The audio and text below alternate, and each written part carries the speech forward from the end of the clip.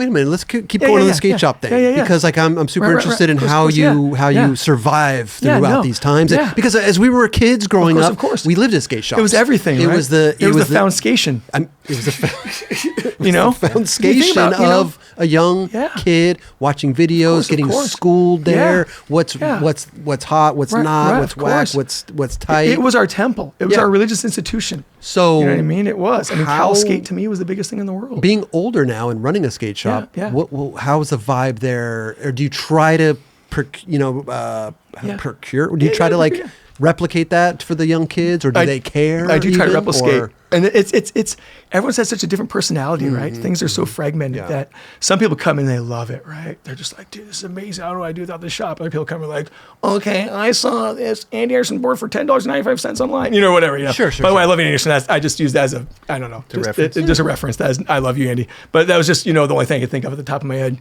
I love Andy, but his fans are like juggalos. They're intense, like campy. they're like, you're like, you don't have the new Andy Anderson pizza cutter. What do you mean? Like, I have the new Andy Anderson. It won't match my Anderson skillet. Like, what do you mean you don't have the new Andy Anderson two-way dildo? Like, what the fuck? Like these dudes come in, and I'm like, I don't even know what the fuck you're talking about. Like, I'm like, I don't think Skate One makes that. And like, he has, dude. Much love to that guy. Like, love that guy. His trick selection. I mean, who can back lip, front foot, impossible out other than Ocean Howell, maybe? Like, my hero, right? Love the guy. Love him. We've talked on DMs. We're going to try Skate Stoner, maybe. Okay. He's been ghosting me. So, he's amazing. I want to hang out with him. He's a great dude. He grew up, I'm not trying to toot my own horn, but he grew up being a fan of me, so we want to hang out. But his fans are fucked. They're like so gnarly, bro. They come in, they're just like, and they're mean too. Like, what do you, like, they're like Comic-Con nerds. Like, what do you mean you don't have the Andy Anderson blue colorway? You only have this Andy Anderson. This is so last week. And they're just like gnarly, like pissed too. Like they look at you like about to have a heart attack, like you're a hospital physician about to, administer CPR. Like, you're like, dude, just chill, bro. Just chill like Elvis. It's okay. Like there's like, it's just an Andy Anderson board. It's okay. I have the other Andy Anderson board and his grip tape and his wheels and whatever else is Andy Anderson brand. Like that guy, he's got great marketing, bro. Yeah, he does. He's great. My God. He's great. I admire that. I wish I would have had that kind of marketing when I was his age. He could talk. He's so good at talking to you about skateboarding. He could talk you into riding a board that there's no board there. It's just a truck. Like, you'd be like, oh, that sounds like a good idea. Like, I think I could rip on that. That's how good of like he explains things so well. Okay, so you got the different customer aspect, right? Oh, yes. Okay, now what about the kids and surviving also? Like, do the kids kick it in there and watch skate videos? All day. Okay. I got so lurkers. you have a setup. You have a setup with like TV and couch, whatever. All day videos, Sick. bro. Okay. I have a DVD setup, I have a YouTube setup, and I also have a VHS setup. Get them. So yeah, the VHS setup, which I just put in, my mother-in-law, thank you, Lori, she bought me an old VCR, and I have one at my house I didn't want to ruin in the skate shop because I know people are gonna be getting hard on it. So I'm bringing all my old videos down there, all the classics. I love it. Shackle Me Not and Hocus Pocus and Questionable, you name them, all of them, all the great work that you've been in, all your body of work, by the way, big props. Oh, I'm a big fan. Like I'm trying my best not to fan out, Oh yeah, look at these weird videos. Like I meet random dudes at skate parks and they will come in and sometimes they'll know who I am or not. And sometimes there's like weird YouTubers like, I do these things on skate shops around the country. And I'm like, cool, come on and hang out. Okay. So they find stuff of me and here I am just set up a board for a customer. That's what I do. So for the past 13 years, that's me. I just stand there, I crack jokes. I make weird Grinch faces. I set up things and I give insight. I take things apart. I put them back together again. I mean, I've had customers where they've ran out of gas, they're like 6 miles away and they're like, dude, I skated down here, blah, blah, and now I don't want to skate back. And I give them a lift to their car and, put gas in their car. And, I've gone to weddings and funerals. I've gone to everything. I've got to know people so well. Built a community there. Exactly. I built a good foundation, like we said, you know what I mean? And there's a lot of good guys that I'm sad that I don't have enough money to sponsor people adequately. Because when I first opened up, I had a team, like if you get bored in YouTube, Edu-Skate Team 2012, or you look up 7 Days with Adam Miller, I filmed him over a 7-day period, which is personally my favorite one I made because I just filmed this guy over 7 days. And it's, to me, of course, I'm biased because I know the kid, but it's really good footage. Like it'll rival a lot of the, it's up to par of today's skating, for lack of a better term. But I sadly, I had 2 break-ins, and not to name drop, but one of my team members broke into the shop. No way. Yeah. He was pissed. I was only giving 2 boards a month, and then he wanted a third one. My wife's like, "No, dude, sorry, we can't afford it." And then a week later, he broke into the shop, and I put $1,000 thing on social media, like a bounty, a reward for whoever could find who broke in. I won't say the names, but his roommate snitched on him for the grand, and put him in jail in cuffs. No Way. Yeah. Then I had another break in a few months later. A guy cut a hole in the wall from the tattoo parlor next door and broke in. What? Yeah, it was fucked, dude. Wow. Yeah. And what is this? Yeah. Breaking into Ocean's 11 over here? What's going on? Right over skateboards, dude. Over skateboards. And the dumb thing is both times. Hold on. Is that insane? Yeah. Okay, first of all, the skater broke in. Yeah. And stole a bunch of shit? $1,500 worth of stuff to be exact. Wow. Yeah. So I thought my reward was almost as much as it was stolen, but I wanted to make a point. That's crazy. I wanted to sit down. I wanted to be like the sheriff in town, like, motherfucker. Yeah. Like, I don't care if you only stole $100 worth of shit, I'll put $1,000 bounty on you because fuck you. You know what I mean? Did you pay the bounty? Oh, I did. And right to the roommate. Okay. Right there in the police station. And then what happened to... I love it, at the police station. Here you go, buddy. The roommate said, I'm giving you up. Yeah. He owed the roommate money. That would get back to the house. Yeah. Jesus Christ. Yeah. You don't have a... And so... You don't have a video set up, like a... I do now. Oh. I was so naive then when I first opened up. I thought all you need is a lock in the door because I'm a skate shop. Who wants to rob me? Rob a jewelry store. You know what I mean? Rob someone. This is a brother. This is a temple. This is a church. This is, like I said, I took a vow of poverty start. And I was like, this is a religion to me. Skateboarding is serious, you know? And I thought everyone would go in there. It's like a dojo. It's a sacred place. You know, I thought, because you know how it is. I grew up in Burnside, right? There's a lot of dudes at Burnside. Shout out to all my homies down there. But, you know, they'd be involved in criminal activity, but the skate shop was always off grounds. You know what I mean? They got into their smash and grabs and their drug addiction, you know, whatever. But none of them ever fucked with Cal Skate, the shop that I grew up with. You know what I mean? I thought I'd be the same way, but I was wrong. They're going to get caught regardless, though, because it's such a small community. You're going to see, like, a board that this dude's skating, and you know... That got stolen from the shop. Word. You know, so it was inevitable probably that dude. Word. That's what happened the second break-in was that. The first one, I put the $1,000 bounty, and the next one, the next day, someone's like, this dude's selling shit at the shop. What happened? So how did he break in through the tattoo shop? So he worked at the tattoo shop or something? And at this point, seems the most random so it's crazy. shit. So just like Kelly brought up, so this is the craziest shit, bro. So the first break-in, I was an idiot. I was naive. I'll admit it. I didn't know shit about running a business. I just had a lock on the door, bolt, deadbolt. By the second time, I was ready, right? I had cages around the doors, the big like metal things pawn shops have, right? Mm-hmm. I had an alarm system. I had cameras. You're buzzing people in to come in the skate no, shop? just the ones that at nighttime you close at night, just so your glasses ain't broken. Like the, the metal gate, the sliding gate. Yeah, sliding gate. Thank you, sir. God, you're a gentleman and scholar. I love it. Thank you for helping me out on that. I was like too much coffee. I was like, and so I had those. I had the gates, right? I had cameras, and I had an alarm. I had everything, right? And this dude, the tattoo shop had nothing but a lock. So he breaks in there, steals like something like 10 grand worth of tattoo equipment, right? Then cuts a hole with a sawzall through the wall. Like it was literally like the Grinch Stole Christmas, dude. Like the surveillance footage just shows a saw come through the wall. He pops in, walks to my cash register, which of course had nothing in it because I'm not an idiot. Took my computer, took my cash register thinking there's money in it, which there's no money in there. What kind of moron leaves money overnight? Come on, I'm not that, I wasn't born yesterday. Or if I was born yesterday, I stayed up all night. You know what I mean? Like, come on, dude. Like, I'm not trying to pull this bullshit. And this is the funniest thing ever. When the cops come to look at the footage, they're like, oh, that's Timmy Hill. Oh, that's his buddy Jeremy Haynes. Like they knew him. Like these were like the wet water bandits in freaking Home Alone. Like these guys had such a rough, you know what I mean? Like literally, like they're like Joe Pesci and the fucking other dude. Like they literally like they broke in all around town doing this shit and they'd go to jail. They were heroin addicts. And then he'd get out 6 months later with a slap on the wrist. But this is the fucking crazy part, dude. And this is where I know God loves skateboarders, dude. This is where, I'm not gonna get too soy here, but like, check this out, dude. I'm like, fuck, they're gonna get another slap on the wrist. Like they're like, I'm gonna get restitution. Like, well, they're junkies. Like, whatever, right? Okay, they're looking for these dudes. They're on the lam for like a month and a half on my break-in and several other break-ins around town, right? Mm-hmm. Everyone's looking for them, right? They get caught breaking in this place called Restore, which is a Habitat for Humanity place, which is totally heartless. I get it. I'm for profit. I'm the bad guy break-in. But this place is a non-profit place that builds houses for poor people and low-income people. You know, Jimmy Carter started a million years ago. You can look up Habitat for Humanity. They break in there, right? They have on-site security guards that are armed, right? They fucking tackle these guys and call the police. The crazy thing is when they tackled Tim Hill and Jeremy Haynes, they had 2 firearms on them that had all the serial numbers filed off of them. So they're ghost guns with cop killer rounds in them. Ooh. Isn't that crazy? Yeah, and they caught them like, in the cut when they weren't looking. And these dudes, they meant business. Wow. And so they went to federal, so I had no restitution. But the nice thing is they both went away for 10. Timmy went away for 10 years and Jeremy went away for 15. Wow. So yeah, I was like, fuck you. You know what I'm saying? You got a little vindication. Yeah. Right. Yeah. And like when the cops came back, bad news, you're not getting any restitution. Good news is they're going away for a long time. I was like, fuck those guys. How much did they steal? Well, they just stole my computer, a Macintosh. Okay. So they stole my 2,000. Yeah. Like okay, about $2,000 with the software and everything, according to my wife. So about a little under, I think it was 1,800, but yeah. No, not a whole lot. They didn't fuck with the boards. They didn't fuck with the inventory. These guys were so strung out. They don't know what a skateboard was. They're like, I don't know. Take a cash register. I don't know. This shit is on the wall. Well, they probably sold that. They probably sold the laptop for like $50 and got their little fix. Yep, exactly.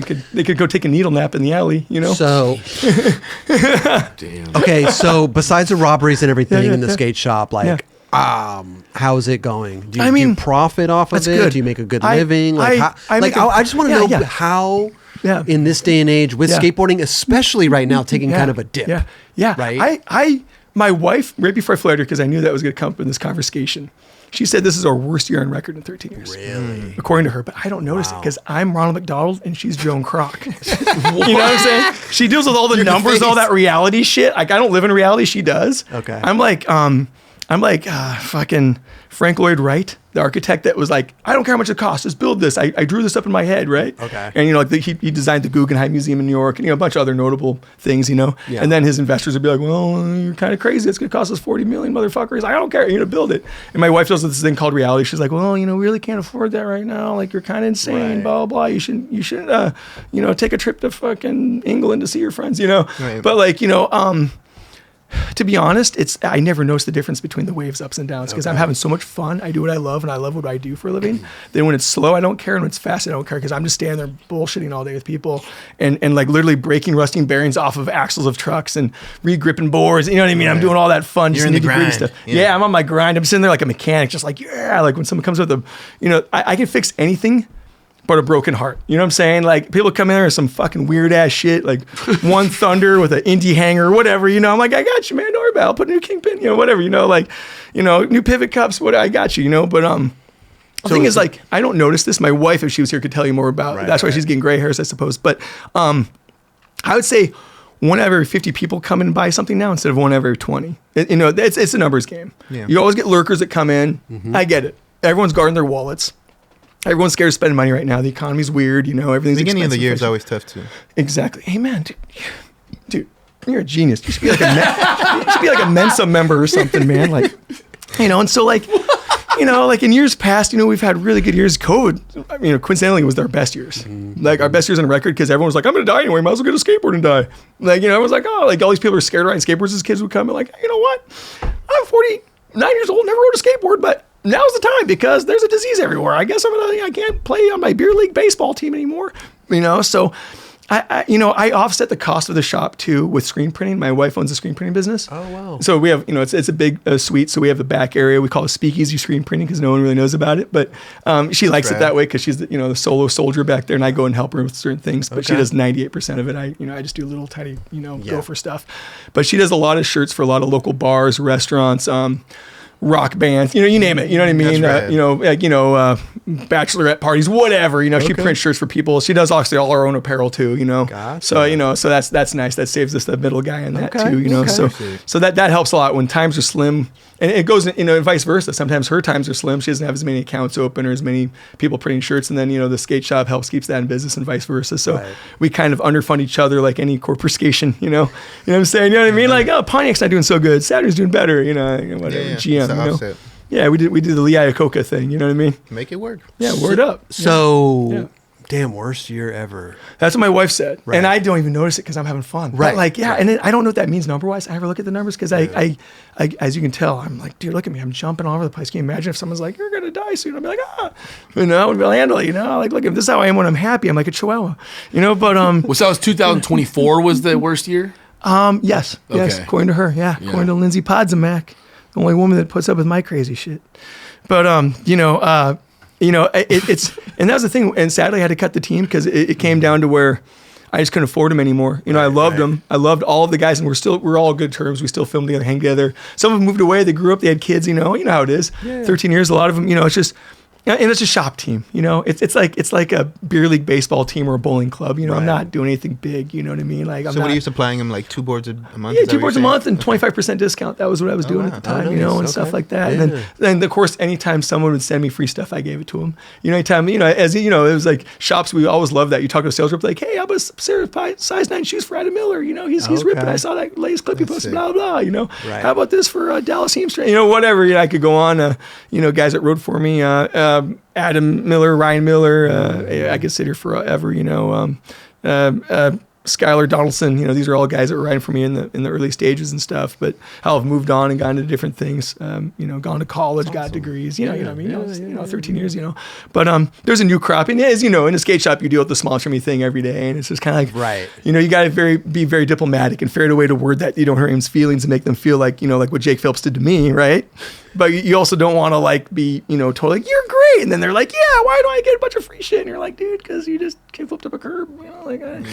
Have you looked around at what shop people are doing? I mean, when I drive 2 hours to Uprise in Chicago and I see their team, wow, that's a good outfit. Or I go 2 hours to the West to Subsect and I see Kevin Jones's program, I am high school baseball and they're playing college or double A, you know what I'm saying? And it's just, there's a lot of good talent in my town. I can't afford to do a lot for them, but when I afford it, I like I said, I love to flow shoes to people. I love giving free things to people, and I can't. Nothing puts a smile on my face more than when someone comes in with a cracked deck, and I got a free one just sitting on ice for them that they don't even know about. Mm-hmm. And I'm like, guess what? You Skateboy 125, right? Yeah. There was this guy, and Garrett Ulrich. He was a big fan of you. And when we first opened up, I had you autograph a board for him just to send out, with one of my Crail Tap orders. Okay. And it's just, things like that. I loved it. And I surprised him. He didn't know that was coming. Oh, wow. And he was just talking about you left and right one day in the shop. I was like, nice. I just, so yeah, I do stuff like that for I don't people. think I ever saw it. I think somebody forged it. Maybe Sam Smith. No, I'm just kidding. Could you imagine? He might have. It was the one with the kitty cat on it. That's all. I'm sure. Yeah, but sometimes we'll go down there and they'll be like, hey, sign the board. Yeah, for sure. And it was just like, I do that for customers. Right. I like to go the extra mile for them, and surprise them with free trinkets here and there, when I can afford it, or, hey man, talk to my rep, hey, this dude's a super fan of so-and-so, you can get his autograph. And it's always it's such a huge thing for us small shop owners when guys in your position, with your platforms can do that, because it's just, it puts a smile on that dude's face. Eric Ellington did that for my customers too. Sick. This guy, awesome. He was just he's like, a teenager, just super hyped on Eric Ellington. He had the whole gear. He looked like Eric Ellington. He was he could have been a stunt double for him, You know what I mean? Eric Ellington would be like, go sit at the bar. Oh, he doesn't drink it, but go do this for me so I can go skate, whatever. I'm trying to be comedic. I don't know Eric Ellington does all day. But I just surprised him with an autographed, Eric Ellington board too, from Baker Boys. And so I love, and it's always fun when you can surprise people with that. Right. Like Adam Miller, he went viral years ago for doing a backflip down some stairs on the Ride Channel, he got millions of views and stuff. And, I facilitated that. I sent them a sponsor me tape actually to Birdhouse because he wanted to get on Birdhouse. And they're like, well, we don't know if we put him on the team, but you know what? We like to get one of those backflips in the warehouse for that. And so, things like that, like little tiny things. I can't do much. I can't afford to do much, but I like to use my connections to help people when I can. I love that, dude. And if there's someone I feel are worth it, of course, then I'll vouch for them like an agent, I'll be like, this guy's amazing. If they're not, then I get it, but I do my best to, to be. So you're going to try to keep the lights on no matter what. Absolutely. And it's like your thing. It's like your passion. It's like almost what you needed years ago, skateboarding. You need this shop to survive. It is. That was a very good way of wording it, actually. Wow, I've never really thought about that granular, man. You should be a psychologist. I feel like one on the show. Seriously, wow, man. This is some Tony Robbins level shit over here, man. You know what I mean? This ain't the normal. This ain't the usual chit chat, man. This is some Jumping Jack Slims, man. Like Pulp Fiction quote. But But yeah, I mean, it is. It's every part of my DNA. We had a flood back in 2016. And my wife, she always heard me bickering and moaning and being, just like any guy, you deal with people shoplifting or deal with, what we call a stroke, where they just come in and they chew you up for 6 hours about how they want to buy this and this and this. And they're like, okay, I'll be back in 6 months. And you're like, dude, I just spent an hour trying to arrange this setup for you. And I showed you all the price breakdown. And you're like, I got all this shit out of the case, and so she was like, she thought I hated the shop. But then in 2016, we were threatened to go underwater, literally by the river, the Cedar River. And so we're sandbagging, we're building stuff, and she could just see it in my face. She's like, you actually love this place. I thought you just want to collect insurance and fucking move out west. I was like, no, I really love this place. It's like my kid, just like, when you're, just like, how it is. We all have our moments in anything. We have it with, we can get frustrated in many different things, right? You know what I mean? It doesn't matter. I mean, we all have those days, skating. We've all been there filming, I mean, dude, when you're in China for 2 weeks, I'm sure there's some days where it was like, this is heavy. Other days like, this is the most amazing day of my life. It's just like that with anything. With a shop, it's the same thing. Some days you're like, dude, I can't believe I just pulled that trick I tried for 3 months. Other days you're like, this is horrible. Why am I even trying this? My head hurts. This is horrible. And so there's dudes that, Josh Pakey, this guy, he comes in the shop all the time. Josh Pakey, huge props. He's another old guy like us, and he's really my catalyst in staying there. Anytime I have a bad day, I want him to come to the shop and hang out because we can nerd about old skate trivia. We can talk about crazy stuff. And I call him the Bernard Hopkins of skateboarding because he's like, our age, still ripping hard as hell. He literally works in a body shop, like painting cars all day, but he still has energy to go after working 12-hour shifts with like paint all over his arms, just ripping. And like he's got switch flips down like double sets, like nothing. Like at our age, he's switch flipping a 3-flat-3. You know what I mean? Like he's really nimble. Like he's really good. Josh Pakey, yeah, and like he's one of those dudes that like. Hands down, if he would have moved out of Iowa in his prime, he's like that hometown hero guy. Like if Josh Pakey left when he was 16, just randomly said, fuck you, mom and dad, I'm taking my bags, I'm running to Killer Cali, he would have been a man of note. He would have been a Muska or Kalis or, one of those guys that was like, I'm out of here, I'm out of my bad home life, a Stevie Williams, whatever, Sure. Insert someone that was like, I'm out, you know what I'm saying?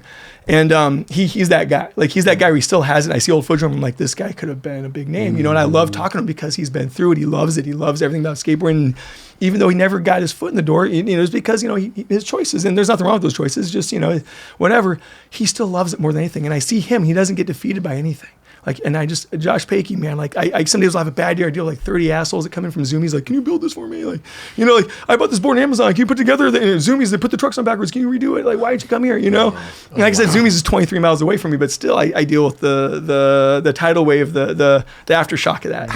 Let me ask you a question though. Does that happen a lot where people buy stuff online and then come to your shop? All the fucking time. How do you do that? Do you $10 service fee? There you go. I was going to say, you got to do something. Yeah, you can put that shit together for free these days, unfortunately. Exactly, yeah. And do you say like, hey, it's $10 service fee, but next time come to the shop, we'll help you pick stuff out and do the thing. Like, that's so crazy. Does that frustrate you? Oh, it's frustrating as fuck, bro. Like, I get so frustrated. It's like, it pisses me off. I boil inside, but I just, oh, yes, good afternoon, sir. Yeah, well. Well, you also, I have that same board on the wall. I have that same Hello Kitty girl board. Anybody, Are they mostly parents who are doing this or mostly kids? Dipshit 20-something-year-olds, usually just stoner fuckers, like dogs. I love how eyes are dog dick red to come, and they're just stoned. There was some shit at 3 in the morning. They're just like, oh, bro. I was like, dude. Well, it's interesting because like.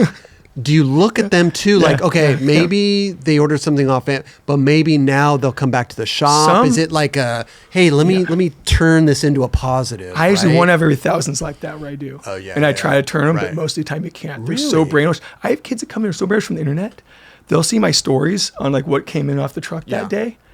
And they're like, well, look at their phone. They're like, where's this board? I'm in a small shop. And they're like, where's this? Like on their phone. Or do you have this board? Like, I'm dude, the board wall's over there. Like, I do. But like, you could, all you got to do is like, look for 8 seconds. You know what I'm saying? Look up, bro. Like, look at the world. There's other things and screens in your life. It's scary, dude. Especially the Jeremy Klein fans. I love Jeremy. Been on many trips with him. Slept at his house. Used to wash his dog for a living. But fucking, those fucking Hookups fans are fucked up people, man. Jesus Christ, they make me want to pull my nails out with a fucking with a vice grip.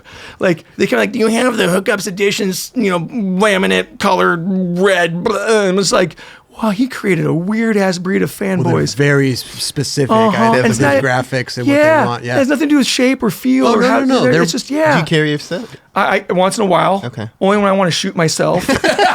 Because it's never the right thing, but like I love Jeremy. I had a lot of good times with him over the years, but motherfucker, dude, like his fans. I love how you Jesus love Christ. the shop, but it seems like there's parts. Yeah, it's like a love-hate. It's a love-hate. It is. But see, the thing is, there's these guys, like I said, like the Josh Pakeys that come in. So I'll have 100 of those fucking Hookups fans that come in where I want to shoot myself. But it's funny because like all the people that you dislike keep the shop running though. Not really. They don't buy anything. They just come in and annoy me, and then they leave because I don't have it. And they order it online, and then I see them at the park a month later with it. Yeah, and that's why I'm talking all this shit. But you can't carry everything. It's impossible. You're a small shop. I'm small. My shop's only 1,200 square feet. But you try to cater to those that ask you, like, why don't you carry this? And you hear that more than once or twice. You're like, all right, I'm going to carry that. Yeah, I would never hate anybody buys anything from me, before the record. Anybody's ever buy anything from me, I got the utmost love for, But, and like, I will do anything for them. I'll go beyond the Call of Duty. I'm saying, like I said, there's this dude, Jacob Burgess. He was a local filmer guy, right? Dude was like 16 years old, right?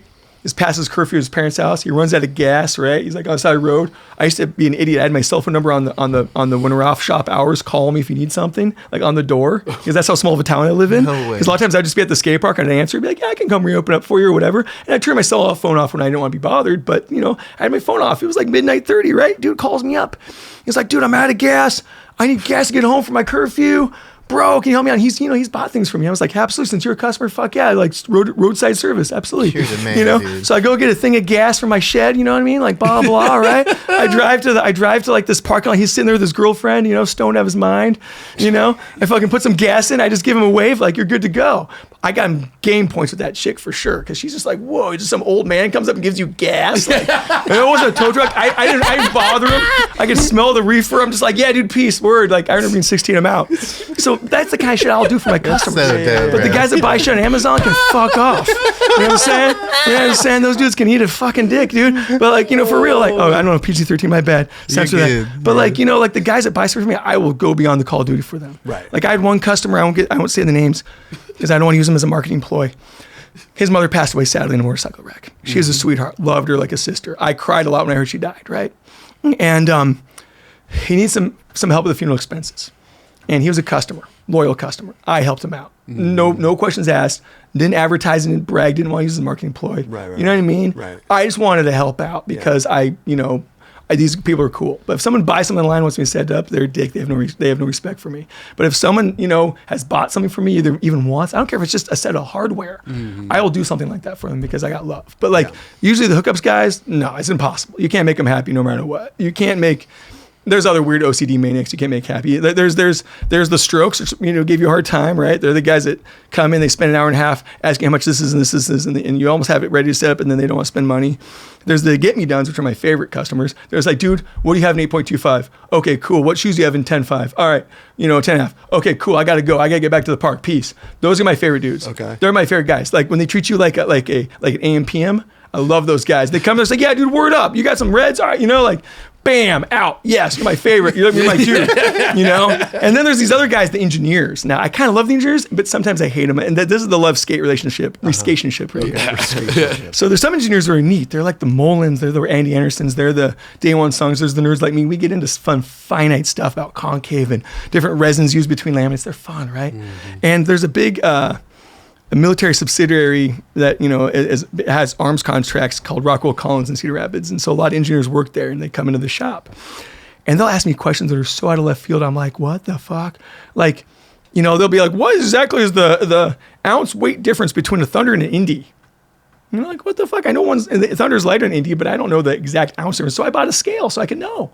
Other ones want to know the exact millimeter reading of the thickness of the laminates and boards. So I bought a calipers and micrometer. I bought a durometer reader for wheels because a lot of times they're like, I bought these wheels. They're not 99A. So I do a durometer test. I'm like, well, they say they're 99A. You're insane. Or, or you're right. These are some shitty wheels. And I'll tell my sales rep that there's 96A, not 99A. So I have to do shit like that. Like where a skate shop goes that scientific. I have to literally get down to the nitty gritty, bro. Yeah, ain't nobody doing that, bro. You're doing it. Thanks, man. I stand there, I'm like, all right, guys, let's get hardcore, let's do this. Let's get more hardcore than a $4 whore. I'll fucking bust all this shit out.